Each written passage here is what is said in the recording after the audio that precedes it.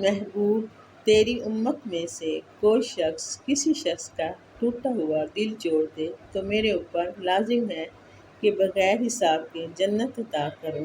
المومنین بہت خوش ہوئیں اور اپنے والد حضرت ابوبکر صدیق کے پاس آئیں اور ساری کہانی سنائی، لیکن حضرت ابوبکر صدیق رضی اللہ تعالیٰ عنہ نے سنا تو رونے لگے، تو المومنین حضرت عائشہ صدیقہ رضی اللہ تعالیٰ عنہ نے عرض کیا کہ میرے والد محترم، یہ بات رونے کی تو نہیں ہے، ہم بسا اوقات کسی دکھی کے کام آ جاتے ہیں، کسی کا دکھڑا سن لیتے ہیں، کسی کی ڈھارس بندھا دیتے ہیں، کسی کے کام آ جاتے ہیں، یہ تو بخشش کا بہانہ ہاتھ آ گیا، آپ اس پہ رو رہے ہیں۔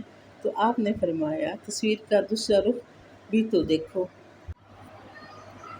اگر کوئی شخص کسی کا ٹوٹا ہوا دل جوڑ دے تو بغیر حساب کے جنت میں جائے گا۔ اس کا دوسرا رخ یہ ہے کہ اگر کوئی شخص کسی کا دل توڑ بیٹھے تو سیدھا جہنم میں جائے گا۔